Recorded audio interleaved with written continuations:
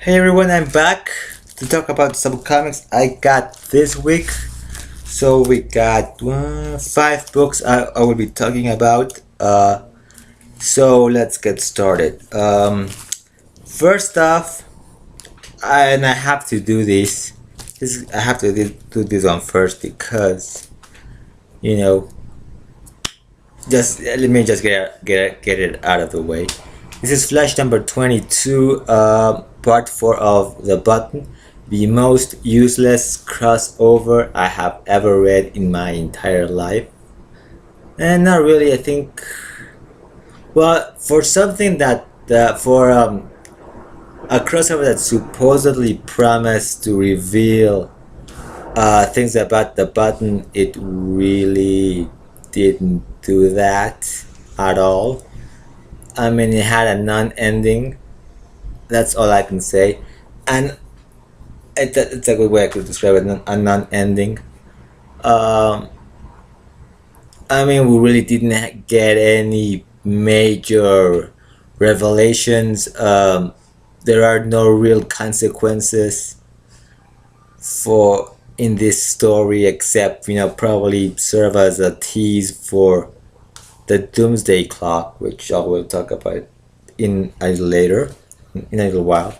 Uh, First, I'll just focus on this issue itself. So we've got a quick mention of hypertime, which is an old concept brought by Mark Waid in The Flash, which I believe to be the new version of the multiverse. That's why back in 2005, after Infinite Crisis, it stopped being used. So Hypertime supposedly housed every alternate reality, like every the divergence of time, and sometimes it would flow into the main timeline, but that's where probably every Elseworld story, every alternate universe existed as alternate timelines of an alternate universe. So I can see why it was stopped being used. So now it's been brought back. I guess as something different. So you can have the multiverse as it is, but still have divergent timelines or events in the timeline, that could be or that were but aren't anymore. Confusing comic science fiction. But besides that, I mean, really, the Reverse Flash died again, so that doesn't really mean anything. Does anyone believe that Bruce Wayne is going to stop being Batman? Not really. That Jay Garrick shows up, but he stays trapped, so he didn't really come back to the main DC universe.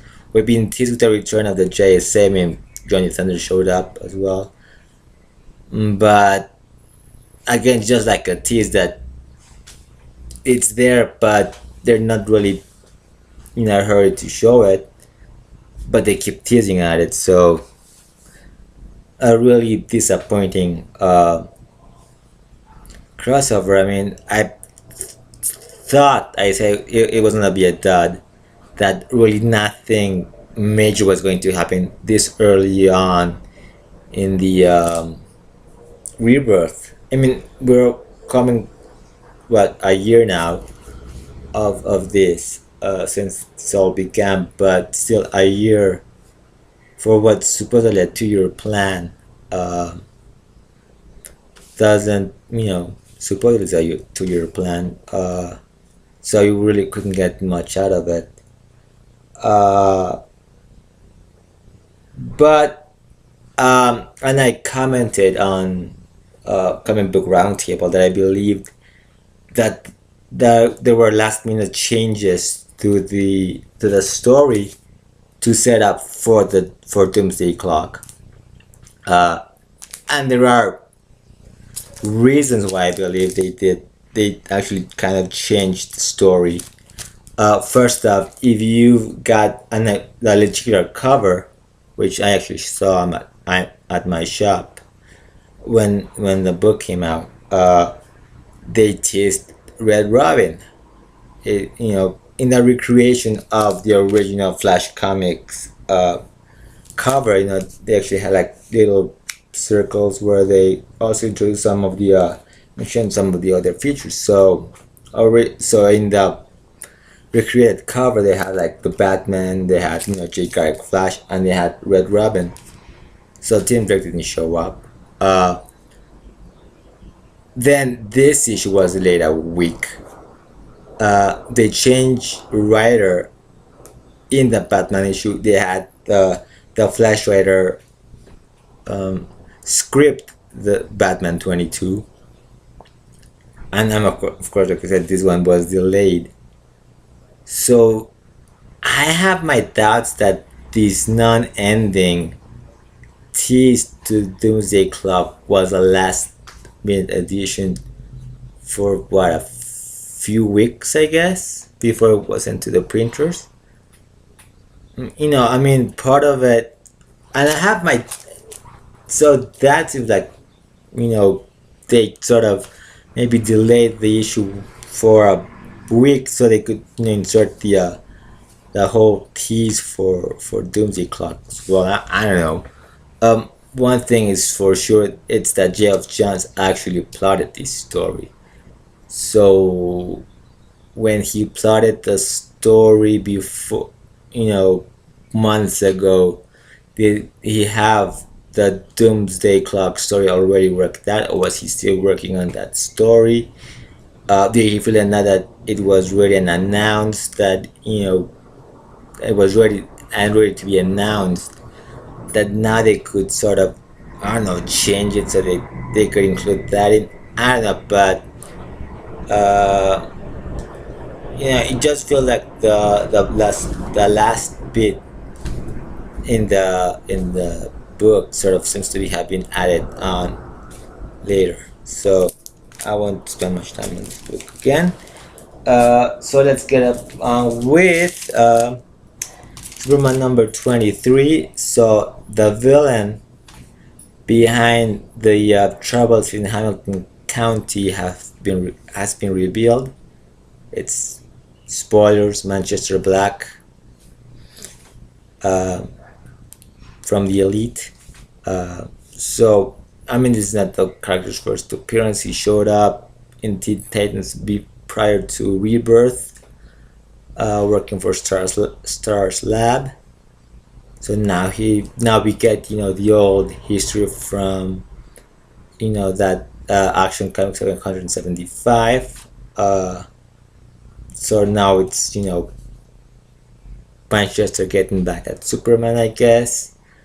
Everyone in Hamilton County seems to have powers now, and they got like armor and fancy code names, and all they've been doing is trying to protect John. So it's this story has been so weird because it's got like this aspect of a thriller or a horror story, with like last issue, all those citizens really seem more like the cliche of a monster movie or a zombie movie, going after Lewis. Then we got this sort of weird sci-fi stuff now with superpowers. So it's been a fun ride, really. And this is the variant cover, by the way. This is what I got at my shop yesterday. So yeah, I mean, people are loving Superman. Actually, I heard at my shop they were talking that they were really loving, really loving Superman. The stories is being great. Another book that people are actually loving as well. Well, at least at my shop, the smaller shop actually. I go to two shops. As most of you know, I go to a larger shop and I go to a smaller shop where I got like half my pool is like most of my pool is in the smaller shop. I only got like 2 books when I'm in my larger shop. It's a really long story, but I heard really good people are actually really liking Green Arrow as well. I know some people have issues with it. I would love to know what specifically what bothers them about Green Arrow, but I've been enjoying it. Uh, so in a video I actually recorded about a week ago, uh, less because I think I did like on a Monday. But I never got to putting it up because it got too long and a little too rambly. It was very hot that day. It's still hot. We're having a lot of hot days here in Mexico. But what I mentioned in that video, and it applies to this book as well, is that this arc really feels like the season finale, like every season finale from season 1 to season 4 of Arrow, where the city is being targeted. You know, where it was, in the show, it's Starling City or Star City, as it's now been renamed. Seattle now is being targeted by the Circle of Nine. Uh, we learned that there's like some weird prophecy from the ninth circle of, sorry, the ninth circle. Uh, so they're supposed to kind of destroy the city because of some weird prophecy. We also learned here, which is like the what was mentioned in the was it in the Flash story, with Reborn, how the consequences of that story have played out in the rest of the DCU. It does now here in Green Arrow that Green Arrow and Arsenal, Roy Harper as Speedy, they've known each other for about 10 years. So Roy Harper was Speedy, 10 years prior, or 10 years from birth, prior to this story. So we get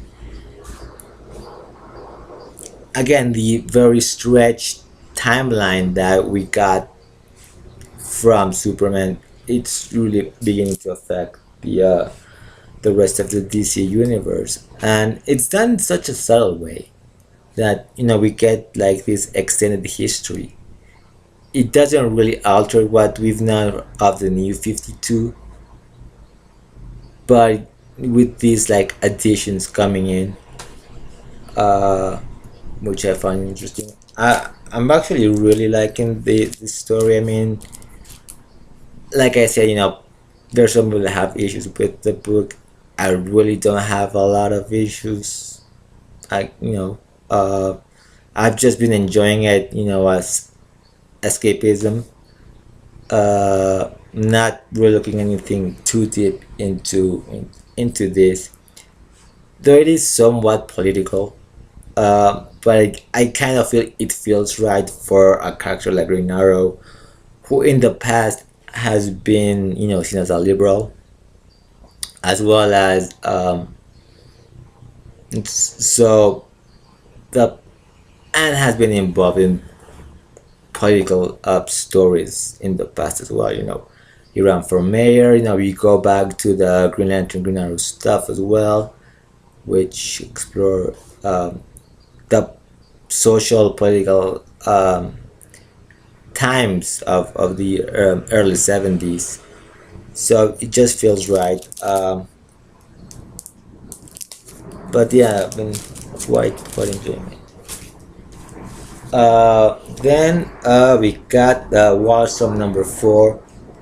I think I did a quick thoughts on the first issue. I haven't really done anything more. This is the Jim Lee cover, actually. So yeah, so I've never really been.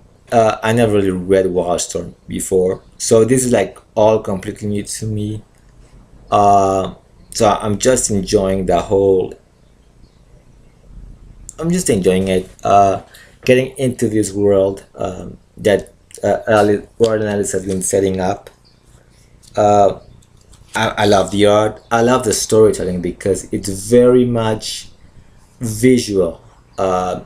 As the pacing, as the whole storytelling aspect.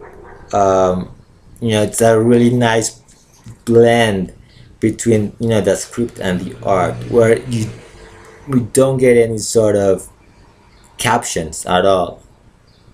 It's all just being very visual. The changes between the scenes, everything's visual, very cinematic as well. um, so it really adds. It's not something you see a lot of, really, where you have a nice merger between that. Most comics still rely on the inner thoughts, with the little captions, whether there is like location, uh, for example, or what a certain character thinks, or so this is much more cinematic, much more visual. So yeah, so it's been a great experience for me reading this book. Finally, from the new books, X-Men Gold number 4. Wow, 4, an issue 4 for me. It's been a long time since I've actually read Marvel in a so far a consistent way. Um, I've tried getting back to Marvel. I started collecting regularly with Marvel books, before I went back to DC. I mean, for 9 years I collected um, Uncanny X-Men and Daredevil. Along a period of 10 years, I read a ton of Marvel books, dropped a few, stuck with some, then I just went back to being full DC. Uh, but to me, Marvel has been a hard sell, especially with their especially with their pricing. This is a new story arc. Starts a new story arc with Gambit guest starring. It's a fun story. I mean, Gambit is hired by someone to steal some nanites, with artificial intelligence. They need artificial intelligence to get to sort of be useful. Turns out that the person that hired Gambit to steal the Night uh, is the granddaughter of Bolivar Trask, the creator of the Sentinels. So um, once Gambit learns this, he he sort of takes tries to get away with this very dangerous technology, but unfortunately, in the struggle, the battle, he dropped the little bottle where these nanites were, and while into the the Bolivar Trust's computer had like plans with like synthetic technology or whatever, and ends up creating accidentally this like super you know uh, this new version of the Sentinel.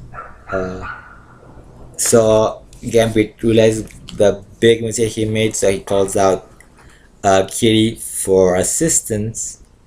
At the same time, the Kitty and her team are trying to uh, deal with the aftermath of the battle with the Brotherhood that occurred in the first 3 issues of the series. So I find it a fun book. Um, the art is by RB Silva. Um, it's very good at so very on another good artist.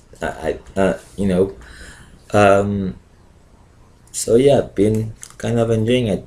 It's not mind blowing or anything, just good old classic fun comics. And speaking of the X-Men, I ended up picking as back issues Uncanny X-Men 512 and 515. So why did I pick these books up? Simply because, like I said, I started reading.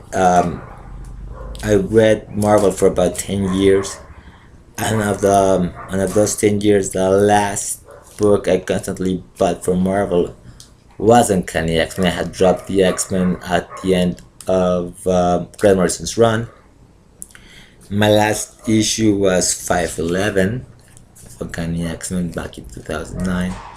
So now I'm kind of thinking, now that I've got better access to my comics, I kind of thought, well, maybe I should sort of try to complete that run of books. I mean, not the entire run of Uncanny X-Men, but at least from where I left off to the end of the original run, original volume of Uncanny X-Men.